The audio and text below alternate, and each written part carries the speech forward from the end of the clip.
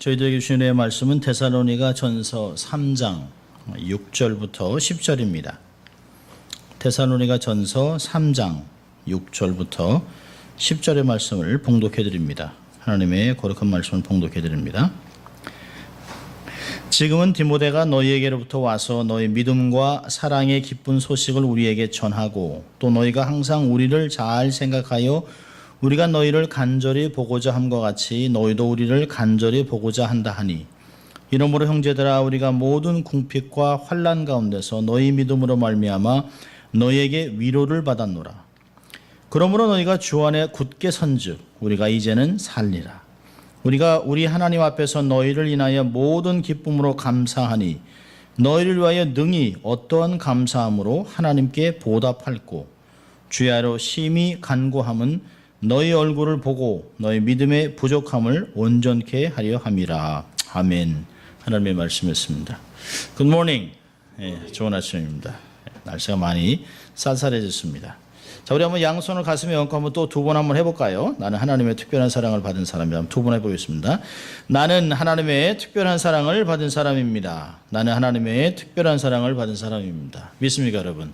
예. 자, 또 외쳐보죠. 하나님을 기쁘시게, 사람을 행복하게. 예, 그렇습니다. 자, 땡스기빙을 지나고 이제는 살 뺄 일만 남았습니다. 근데 또 크리스마스가 다가오죠. 또 새해, 떡국 뭐 이렇게 보면 연말이 되면 분주하면서도 몸은 아주 피곤해집니다. 자, 오늘은 기쁜 소식이라고 하는 제목으로 말씀을 나누려고 합니다. 우리는 살아오면서 늘 기다림에 익숙합니다. 좋은 소식이 올까? 또 아니면 아닌 소식이 올까? 궁금하기도 하고 마음 졸이는 때가 굉장히 많이 있습니다. 사랑하는 여인한테 편지를 써놓고 기다리죠. 사랑하는 금자씨. 꼭 한번 만나서 이야기를 하고 싶습니다. 맨 밑에 이제 금자씨를 제일 사랑하는 누구누구. 이렇게 쓰기도 합니다. 그 편지에 반응할 사람이 별로 없겠습니다만, 그래도 모르죠, 또. 이 편지를 또 한 10번 찍어서 안 넘어간 나무 있겠나 해서 또 편지를 쓰기도 하고, 그러기도 합니다. 또 아이들이 대학을 갈 때 되면 대학 원서를 접수합니다. 접수하고 나면 2월, 3월, 4월이 되면 집집마다 이게 시비가 엇갈립니다. 합격, 불합격, 이것 때문에 기뻐하기도 즐거워하기도 낙심하는 때들이 많이 있습니다. 어떤 분은 멀리 시집간 딸, 타국으로 멀리 시집간 딸이 오랜 세월 8년, 9년 동안 불임을 겪다가 드디어 임신을 했습니다. 또 친정엄마는 얼마나 그 마음이 졸입니까? 잘 순산해야 할 텐데. 그래서 어떻게 해산할 날이 다가오는데 어떻게 됐는가 하는데 갑자기 따르릉 전화가 옵니다. 사위가 들뜬 목소리로 장모님 아들입니다. 그러니까 김서방 너무 수고했네, 고마워. 그리고 이제 눈물을 주로 흘립니다. 그러니까 그걸 보던 그 남편이 좋은 날에 그 기쁜 소식에 우구나 하고 큰 기침을 하고 방에 가서 자기도 눈물이 주르르. 그건 어쩔 수 없는 거죠. 딸 키운 부모님 같으면 어쩔 수 없는 일이에요. 저도 딸을 둘 키우면서 이게 어떻게 될까 하는 생각도 미리미리 해봅니다. 제가 아는 파키스탄 선교사님 딸이 여기서 공부를 하고 여기서 변호사 시험을 2번을 쳤는데 떨어졌어요. 많이 낙심해 있는 걸 보고 2번 떨어져도 괜찮다, 해봐라. 그리고 격려를 해줬는데요. 저희 교회에 아마 올해 초에 저희 교회에서 설교를 하시던 김광삼 목사님이라고 계시죠. 그 목사님이 지난주에 카톡을 보냈습니다. 기쁜 소식을 전해드립니다. 저의 둘째 딸이 변호사 시험에 합격했습니다. 여러분들이 기도해 주셔서 감사합니다. 뜻밖의 일이죠. 많이 목사님이 고생도 하고 힘들었는데 딸이 그 어려운 시험을 합격을 했어요. 얼마나 사실 본인이 아닌데도 이야기를 들으면서 덩달아 기쁜 것이에요. 어떤 일을 이루기 위해서 사람을 이렇게 보냈습니다. 이거 꼭 성사하고 와라. 꼭 그 일을 이루고 와야 돼. 그래서 이제 며칠 동안 기다리고 있는데 그 사람이 담당자가 왔는데 그 사람이 숨도 고르기 전에 어떻게 됐나, 일이 됐나 안 됐나, 어떻게 빨리 서류를 보여줘봐. 그 사람이 숨도 고르지 못해 막 물어봅니다. 그런데 잘 됐어. 그런데 잘 해결됐습니다. 얼마나 좋은 소식입니까? 나쁜 소식도 많이 전합니다만은 우리가 삶을 살아가면서 뜻밖의 좋은 소식을 많이 들을 때가 있어요. 참 너무 감사한 이야기들이 굉장히 많습니다. 그럼 오늘도 보면 지금같이 전화나 인터넷이나 이런 화상 채팅을 할 수 없는 그런 때, 해봐야 편지로밖에 할 수 없는 이럴 때 직접 사람을 보냈는데 디모데가 찾아와서 좋은 소식을 전했다라고 하는 것이에요. 바울이 데살로니가 교인들을 너무 보고 싶었죠. 그래서 참다 못해, 그래서 여기 우리가 견디다 못해 참다 못해 디모데를 보낸다. 그리고 디모데를 보냈습니다. 디모데를 보낼 때는 상황이 굉장히 안 좋았습니다. 악한 사람들이 교회를 힘들게 하기도 핍박도 하고 또 자기는 굉장히 어려운 시간을 지내요. 상당히 긴장된 상태에서 보냈습니다. 그런데 디모데가 데살로니에 갔다 와서 전한 소식은 너무너무 좋은 소식입니다.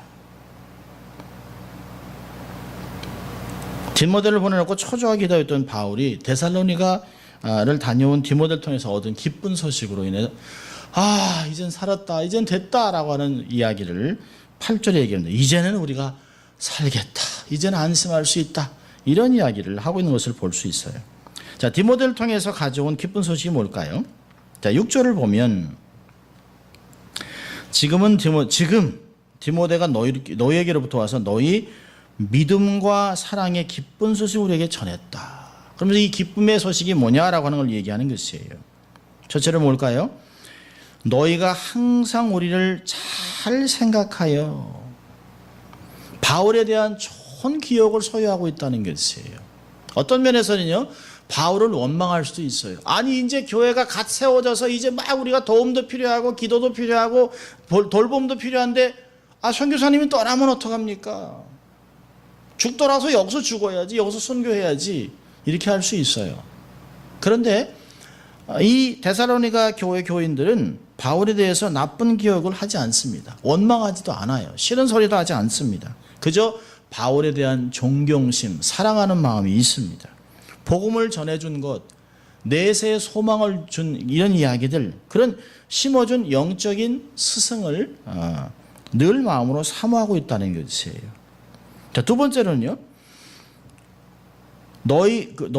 우리가 너희를 간절히 보고자 함과 같이 너희도 우리를 간절히 보고자 한다. 그러니까 바울이 자신들을 보고 싶어하는 만큼 데살로니가 교인들도 바울을 만나기를 갈망하고 있습니다. 거의 이심전심이죠. 바울이 데살로니가 교회를 생각하는 것 같이 만나서 뭔가를 해줘야 할 텐데, 또 데살로니가 교회는 바울 선생님 꼭 오셔야 할 텐데, 이렇게 서로 보고 싶어하는 열망이 있습니다. 얼굴을 보고 싶어하는 건 그저 사람을 만나고 싶은 그 정도가 아닙니다. 말씀에 대한 사모함이 있기 때문에 이제 우리가 믿음이 성장해야 될 텐데, 바울 선생을 통해서 말씀을 듣고 우리가 성숙해서 열매를 맺고 하나님 뜻을 이루어야 될 텐데 라고 하는 그런 사모함들이 생겼다는 거죠. 깊은 깨달음과 깊은 은혜를 맛보기 위한 것입니다. 인간적인 만남뿐이면 아닙니다. 영적인 교제가 있다라고 하는 것이에요. 자, 더 큰 것은요, 8절에 있습니다. 8절에 말씀이 있어요. 그러므로 너희가 주 안에서 굳게 선즉, 주 안에서 굳게 서 있다는 것이에요.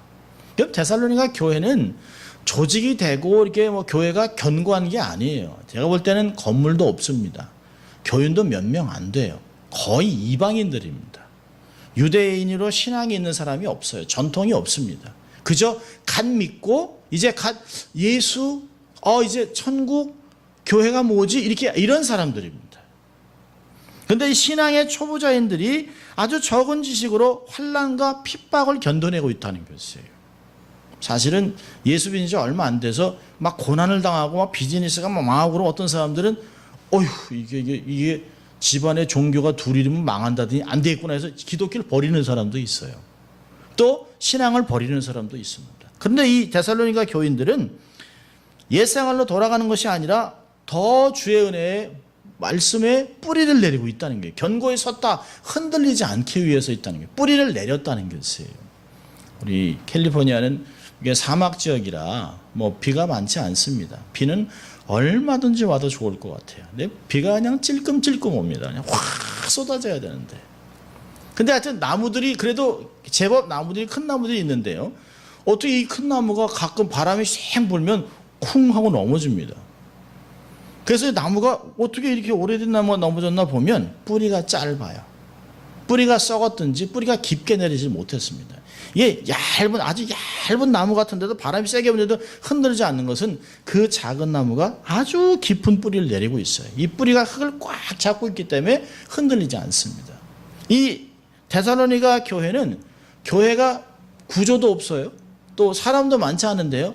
마치 그 작은 그 아주 풀뿌리 같은데 그 힘있게 뿌리로 말씀을 딱 잡고 있다는 것이에요. 그러니까 바울이 얼마나 놀랐는지 몰라요. 주 안에서 지속적으로 인내하고 주 안에서 굳게 서 있다라고 얘기합니다.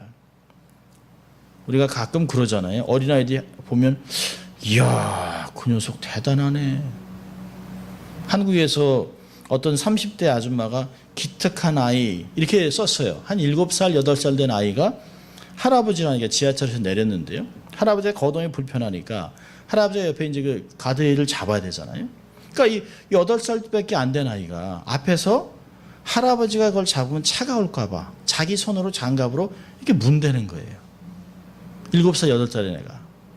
그러니까 할아버지 손이 차가울까봐 자기가 문대고 또 가서 할아버지 잡으면 또 앞에서 문대고. 그런 거 보면 장난하는 게 아니니 깜짝 놀랐다는 거죠. 아니 어떻게 저렇게 어린아이가 할아버지를 생각하고 할아버지 손이 추울까봐 할아버지 손이 차가울까봐 앞에 가면서 그 새끼 손으로 작은 손으로 그냥 그걸 문대고 있다는 거예요. 조금이라도 열을 주려고. 우리가 그러잖아요. 야 어떻게 가끔 그러면서 다 큰 아들 보고 야 너는 너도 저렇게 못하니? 그럴 때도 있어요. 그러니까 우리가 보면 사도 바울이 아니 이렇게 믿음을 금방 얻은 어린아이 같은데 이제 갓 걸음만 한 사람이 어떻게 저렇게 주 안에서 굳게 서 있을까? 그러니까 사도 바울이 이런 고백하잖아요. 8절에 이제는 우리가 살겠다. 이제는 안심한다. 더 이상 걱정하지 않는다라고 하는 말을 합니다. 정말 놀라운 소식이 아닐 수 없어요. 이런 기쁜 소식을 받고 바울이 이야기를 합니다. 8절에 보니까 9절에 이런 얘기합니다.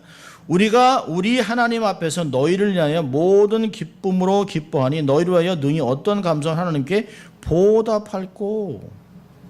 감사가 넘쳐요. 또 보면요 큰 위로를 받았다고 얘기합니다. 7절 보니까 이러므로 형제들아 우리가 모든 궁핍과 환난 가운데서 너희 믿음으로 말미암아 너희에게 위로를 받았노라. 교인 때문에 선교사가 전도자가 목회자가 위로를 받았다는 것이에요. 지금 전도자 바울은 모든 궁핍과 환난 가운데 있습니다. 궁핍이라고 하는 것은 육체적으로 재정적으로 정말 탈진된 생활고가 어렵다고 얘기하는 것이에요. 먹고 입고 사는 문제죠. 육체적으로 물질적으로 늘 눌림이 있죠. 한 곳에 있는 게 아니라 복음을 전하기 위해서 늘 다녀야 되니까 몸도 피곤하고 재정도 떨어지고 어려운 길들이 굉장히 많습니다. 근데 환난이요 사람들로부터 받는 외부적인 핍박입니다. 유대주자애들이 바울을 죽이려고 하지요.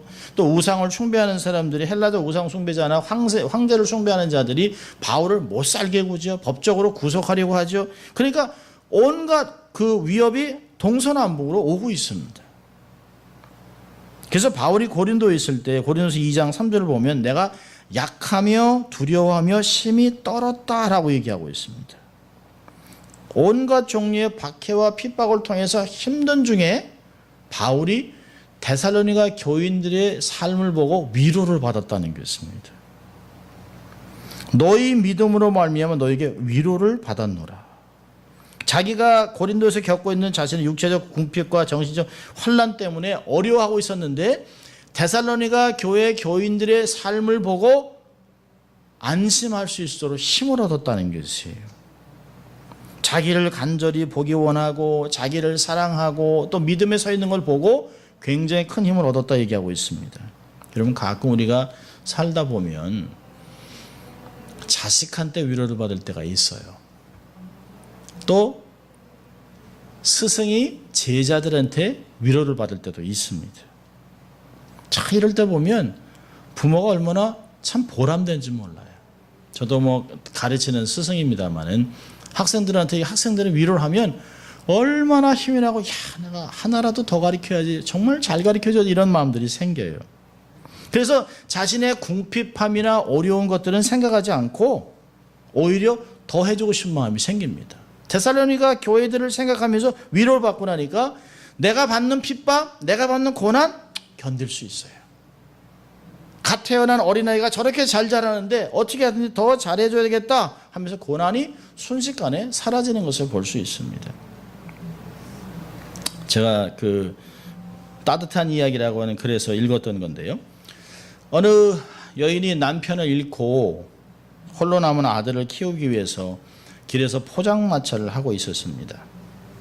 그 여인이 어느 추운 겨울날에 찬물에 이제 그릇을 씻으면서 손이 퉁퉁 부쳐 빨갛게 부었습니다. 그때 아들이 이제 학교 갔다 헐레벌떡 왔어요. 그러면서 엄마 손 퉁퉁 부은 손을 아주 딱 잡아주면서 이렇게 얘기했답니다. 엄마, 나 때문에 너무 고생하는 것 같아 미안하고 죄송해요. 조금만 견뎌주세요. 제가 성공해서 평안하게 살게 해드릴게요. 그래 이 말을 했답니다. 엄마는 머리부터 발까지 다 이쁜데 나는 엄마 손이 제일 예쁜 것 같아. 그리고 손을 꽉 잡아줬다는 거죠. 그리고 환하게 웃는 아들의 얼굴을 보면서 행복했다라고 하는 것입니다. 그리고 엄마는 이렇게 얘기했다는 거죠. 엄마는 하나도 안 힘들어. 너를 위해서는 뭐든지 할 수 있어. 춥긴 뭐가 춥니. 너는 얼른 들어가서 네가 할 일 해라. 그리고 아랫목에 따뜻한 밥 해놨다 그거 먹고 그리고 자거라. 그러니까 엄마의 마음은 아들이 자기의 수고를 알아주는 것 때문에 큰 위로를 받는 거죠. 어떤 면에서 가끔 그런 생각하잖아요. 부모들이 아이고 이놈이 언제 이렇게 컸나 언제. 이 철없던 아이가 언제 이렇게 엄마를 생각해주고 부모를 생각했을까. 이런 마음들이 사실 느끼는 거죠. 바울이 그런 걸 느꼈다는 거죠. 바울이. 아니 어떻게 나를 위로하고 나를 생각하느냐. 내가 너희들을 해줘도 정말 부족한데. 그런 바울이 그러니까 지금까지 핍박과 고난을 견디면서도 나는 더 할 수 있다라고 생각했다는 것이에요. 9절에 보면 위로뿐만 아니라 감사도 받죠. 주체할 수 없는 감사예요. 어떻게 하나님께 감사할꼬. 바울은 정말 살판 났죠. 너무 기쁘죠. 아 이제 뭐 근심 걱정 다 사렸다. 내가 더 노력해야지, 더 좋은 것을 줘야지 이런 마음이 생기면서 데살로니가 교회에 내린 하나님의 은혜를 생각하는 것이에요. 말씀을 전한 지 몇 주밖에 안 되는데 그 우상을 섬기는 데살로니가 사람들이 그 로마인들이 예수를 믿은 거예요.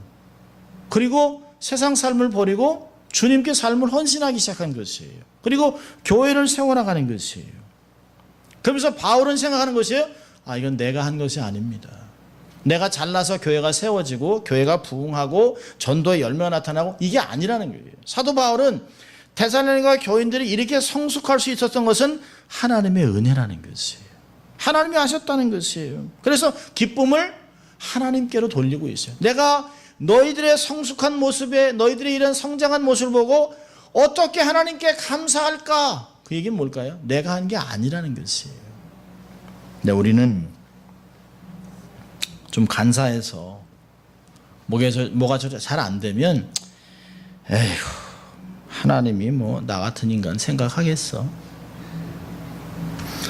뭐 내가 뭘 잘했다고 뭐 하나님 나에게 복 주겠어. 뭐 내가 이렇게 한다고 뭐가 되겠어라고 이렇게 자기를 자학하고요 원망을 해요. 왜 하나님은 남들은 저렇게 아니 나보다도 신앙생활 잘하는데 저렇게 복 주고 아니 하나님 왜 사람을 이렇게 칭하고 이렇게 차별을 둘까? 신앙생활에도 별로 안 좋다라고 원망을 해요. 그런데요 잘 되면 어떨까요? 역시 노력은 무시할 수 없어. 내가 했다는 거예요. 내가 최선을 다했기 때문에 내가 누구보다 열심히 하지. 역시 노력하면 되는 거야. 그러면서 어떻게 생각하죠? 저런 게으른 놈들 이렇게 생각합니다. 그게 사람이에요. 사람. 원망은 막 돌에다 새겨놓고 감사는 물에 새기는 거예요. 다 잊어버려요. 그렇지 않아요. 여러분 우리보다 더 열심히 노력하고 살아가는 사람 더 많아요. 그런데도 어려운 사람 많습니다. 정말 성숙한 사람은 감사를 주님께 돌릴 줄 아는 사람이에요. 아, 주님이 하셨구나. 아, 주님이 도와주셨구나. 주님이 이제까지 다 하셨구나. 아, 내가 한 건 별로 없는데. 여러분, 우리가 은혜가 떨어질 때가 언제일까요? 내가 다 하고 하나님이 하신 건 별로 없어요. 근데 우리가 은혜가 깊어지면 똑같은 상황에서 하나님이 다 하셨네요. 나는 별로 한 것도 없고 재주도 없는데 하나님이 하셨네요. 건강도 주셨네요. 이렇게 생각하는 것이에요. 바울은 데살로니가 교회에게 주신 은혜가 전적으로 하나님의 은혜였다는 것을 너무 잘 알고 있습니다. 몇 주밖에 전도를 하지 않았는데 세속적인 도시에서 데살로니가에서 복음을 받아들이고 교회가 세워지고 영적인 지도자들이 없는 중에서도 믿음을 지키고 오히려 주 안에서 견고해졌던 것, 이것은 하나님이 하시지 않고서는 아니라는 것이에요. 그래서 바울은 놀라운 하나님의 은혜를 어떻게 보답할까라고 이야기하는 것입니다. 우리의 삶 속에 기쁨이 있고 즐거움이 있을 때 내가 하라고 하지 말고 하나님이 하셨구나. 하나님께 어떻게 내가 삶을 드릴까라고 생각하는 것이 성숙한 사람의 삶입니다. 세 번째로는요, 바울이 정말 위로를 받고 감사한 가운데 새로운 열망이 생겼습니다. 우리 한번 9절과 10절을 한번 같이 읽을까요? 9절 10절 시작. 우리가 우리 하나님 앞에서 너희를 인하여 모든 기쁨으로 기뻐하니 너희를 위하여 능히 어떠한 감사함으로 하나님께 보답할고 주야로 심히 간구함은 너희 얼굴을 보고 너희 믿음의 부족함을 온전케 하려 함이라. 성도들이 잘 성장하고 있다는 것을 보고 바울이 자기의 삶에 새로운 열망이 생겨요. 데살로니가 교인들에 의해서 두 가지를 하겠다는 거예요. 10절을 보면 첫째 뭘까요? 주야로 심히 간구한다. 낮과 밤, 이게 주야라는 건 뭐죠? 24시간 쉬지 않고 계속 성도를 위해서 기도하겠다는 거예요. 두 번째는요, 믿음의 부족함을 반드시 채워주겠다는 것이에요. 이게 바로 목회라고 하는 것입니다. 목양이라고 하는 것이에요. 은혜 가운데 성장하고 있는 데살로니가 교회를 위해서 더 아름답게 성숙할 수 있도록 간구하는 것이, 믿음을 달라고, 세상에서 말씀을 순종하고 살아갈 수 있도록 용기를 달라고, 믿음 때문에 오는 핍박 때문에 환난 피하거나 타협하지 않고 잘 견딜 수 있는 힘을 달라고, 또 교우들끼리 서로 사랑하고 화목하게 살아갈 수 있도록, 재정적으로 어려움을 당하지 않도록 건강과 안전을 지켜달라고 기도했을 것이에요. 곁에 있지 못하니까, 전화하거나 연락하거나 찾아갈 수 없기 때문에 얼마나 기도했을까요? 얼마나. 우리는 가끔 그런 얘기를 들어요. 선교사님, 제가 너무 가난해서 재정으로는 도울 수 없는데 기도나 해드리겠습니다. 선교사님이 화를 폴컥 냅니다. 기도나가 뭡니까? 세상에서 제일 큰 게 기도인데.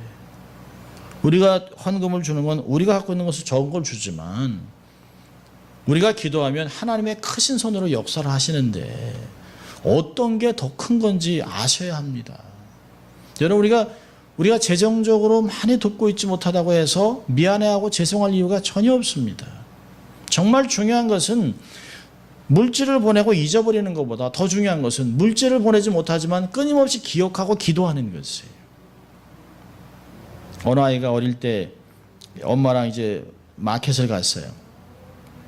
그랬는데 이게 지나가다 사탕 가게가 있어서요. 아저씨가 그 사탕 한 주먹 집어 먹어라 그러는데 안 집고 있어요. 엄마도 그 아저씨가 집으라니까 집어 그랬는데 안 집어요. 그러니까 부끄러워하는 줄 알고요. 그 주인 아저씨가 사탕을 이렇게 한 주먹에 쥐어줬습니다. 그러니까 꼬마가 이렇게 받았어요. 그래서 이제 주머니에 이렇게 놓고 이렇게 오는데요. 엄마가 그랬습니다.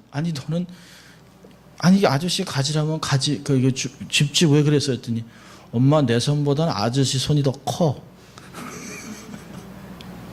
얼마나 지혜롭습니까? 자기가 손은 몇 개 안 되는데 아저씨가 푹 집으니까 두 손으로 받을 만큼 한다는 거죠. 여러분, 우리 손보다 하나님의 손이 훨씬 커요. 기도하는 게 얼마나 큰지 몰라요. 큰 손을 움직이세요. 하나님이 역사하게 하세요. 우리가 기도하면 하나님이 반드시 역사합니다. 기도는 역사하는 힘이 커요. 바울은 너무너무 알고 있어요. 하나님, 제가 못 가지만 하나님이 지켜주셔야 합니다. 하나님이 역사해 주시라고 기도하겠다는 것이에요. 근데 사실은요, 바울은 장막을 깁는 사람입니다. 장막장이에요. 낮이고 밤이고 일을 하면서 복음을 증거하느라고 몸이 파절임이 되는 사람입니다. 그런 사람이 얘기하는 거죠. 내가 주야로 너희를 위해서 심히 기도하겠다. 열심히 기도하겠다. 그건 뭘까요? 삶 자체가 기도가 되겠다는 것이에요.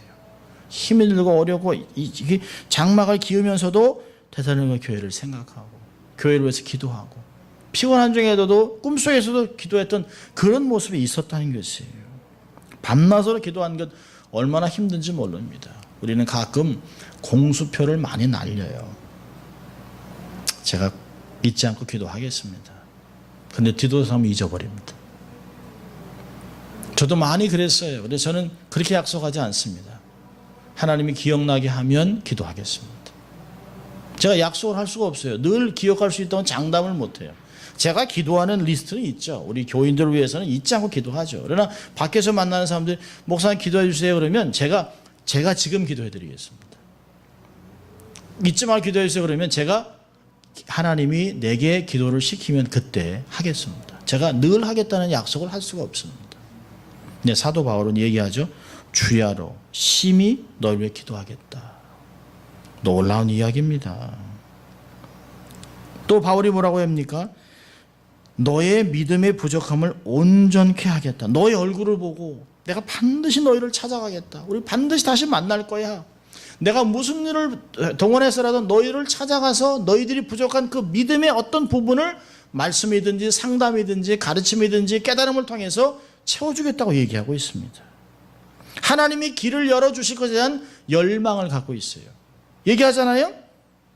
너의 얼굴을 보고 만나겠다는 거예요. 찾아보겠다는 것이에요. 그래서 온전케 한다는 단어가 참 재밌는 단어입니다. 이 카타리조라고 하는 헬라 말은 회복한다, 부족함을 완전히 채운다 해서 완전케 한다는 말의 뜻이 있습니다. 어부가 고기잡이를 하고 와서 그물이 찢어지기도 하고 그물이 구멍이 나잖아요. 그걸 기을 때 카타리조라는 단어를 써요. 온전케 한다. 다음에 일을 하기 위해서 그물을 깁는 단어를 마가복음 1장 9절에 쓰고 있습니다. 이제 막 성장하고 있는 데살로니가 교우들을 온전하고 성숙한 그리스도인들로 세워주고 싶어하는 목자의 마음을 우리는 잘 읽을 수 있습니다.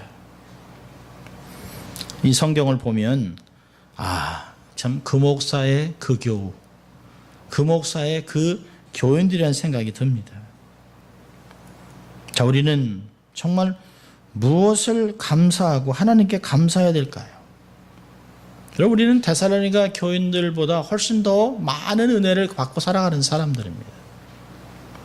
첫째로 우리는 마음대로 하나님의 말씀을 읽을 수가 있어요. 우리는 마음대로 예배를 드릴 수가 있습니다. 마음대로 복음을 제시할 수가 있어요. 내세의 약속을 받고 살아가는 사람들입니다. 세워진 교회에 부족하지만 교회에서 직분을 갖고 있어요. 구체적으로 교회를 섬겨나갈 수 있는 사람들입니다.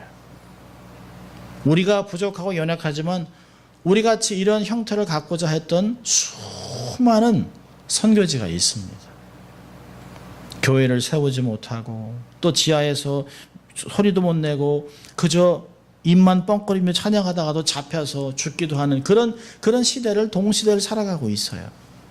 그런데 마음껏 부족하나마 찬양하고 부족하나마 공동체가 있고 우리가 예배드릴 수 있다고 하는 것, 그게 감사한 건데 우린 가끔 당연한 것인 줄 생각하고 살아갑니다.